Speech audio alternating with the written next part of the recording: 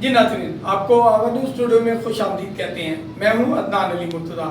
خبروں کا رخ کرتے ہیں لاڑکانہ کی طرف، جہاں پہ ڈوکری کھوکھر کے رہائشی تانیہ نے اپنے سگے بھائی کو چھریوں کے وار کر کے قتل کر دیا۔ جی ہاں، ایک دفعہ پھر آپ کو بتاتے چلیں، نہ آسمان گرا نہ زمین پھٹی۔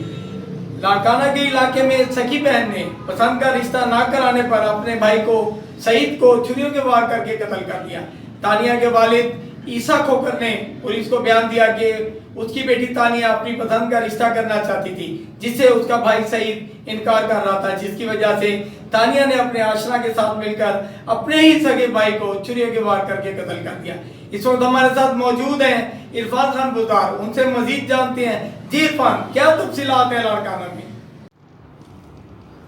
جی بالکل، آپ کو آگاہ کرتا چلوں کہ تحصیل لاڑکانہ ڈوکری محلہ کھوکھر میں بہن تانیہ نے اپنے ہی بھائی، جو بھائی اپنی بہن کے لیے ہیرو کی حیثیت رکھتا ہے، کو خنجر کے وار کر کے قتل کر دیا۔